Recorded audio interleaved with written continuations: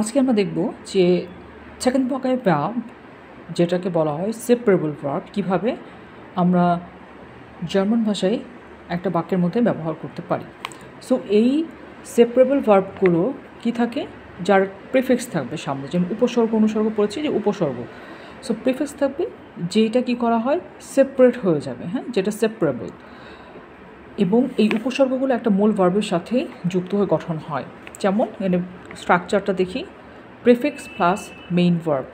So example দেখি, aufstehen মানে two get up. So আউফ এই প্রিফিক্সটা যুক্ত হয়েছে স্টেনের সাথে, হয়েছে aufstehen, এবং এটার মানে একটু অন্যরকম হয়ে যায়।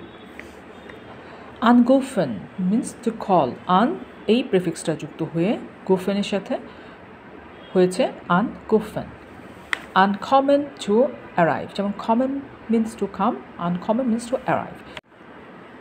কমন প্রিফিক্সগুলো আমরা দেখে নিই। সেপারেবল ভার্বের জন্য হচ্ছে আব, আন, আউফ, আউস, আইন, মিট, হেয়া, ফ, সো, সুরুক।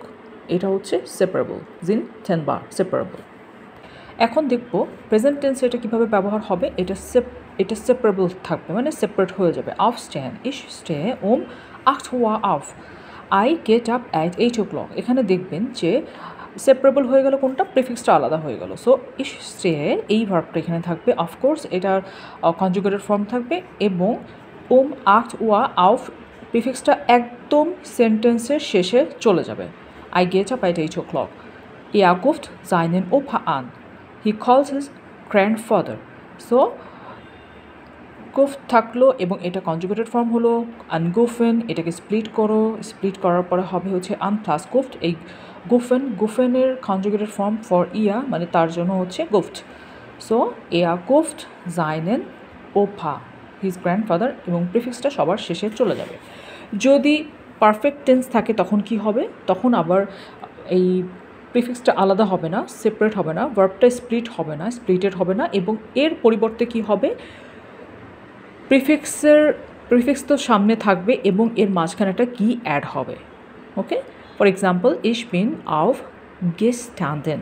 সো aufstehen এটার হচ্ছে পাস্ট পার্টিসিপস ওয়াই হচ্ছে aufstanden। Okay, so aufgestanden। So এখানে গি একটা আসলো, বাট আউফটা থাকবে, প্রিফিক্সটা থাকবে, এটা আলাদা হবে না, মানে I got up, এটা পাস্ট টেন্সকে ডিনোট করে। এখন মোডাল ভার্বের সাথে এটা কীভাবে ইউজ হবে। মোডাল ভার্বের সাথে এটার কোনো একটা পার্থক্যই থাকবে না, ভার্বটা সেপারেট হবে না, শুধু সাবজেক্ট থাকবে, মোডাল ভার্ব থাকবে, অফকোর্স মোডাল ভার্বটা কনজুগেটেড ফর্ম থাকবে, অবজেক্ট থাকবে, এবং সেপারেবল ভার্বটা যেমন ছিল ইনফিনিটিভ ফর্মে হবে। For example ich will aufstehen, I want to get up। এখানে উইল মানে আমরা ইংলিশে যেটা আই উইল, এটা মনে করবে না, ভোলেন থেকে উইল এসেছে, হচ্ছে want to। So ich will aufstehen, I want to get up। So aufstehen as it is, এটার কোনো চেঞ্জ হয়নি, শুধু এই উইল হচ্ছে মোডাল ভার্ব। সো ডু মোস্ট এটা হচ্ছে একটা মোডাল ভার্ব। ফুয়া aufstehen, you have to get up early. So এইখানে এই সেপারেবল ভার্বগুলো কোনো পরিবর্তন হচ্ছে না, মানে কোনো স্প্লিট হচ্ছে না, এটার আলাদা হচ্ছে না, এটা যেরকম সেরকমই থাকবে। এবং অবশ্যই মোডাল ভার্ব যখন ইউজ করবেন তখন এই সেপারেবল ভার্বটা অবশ্যই সেন্টেন্সের একদম শেষে থাকবে।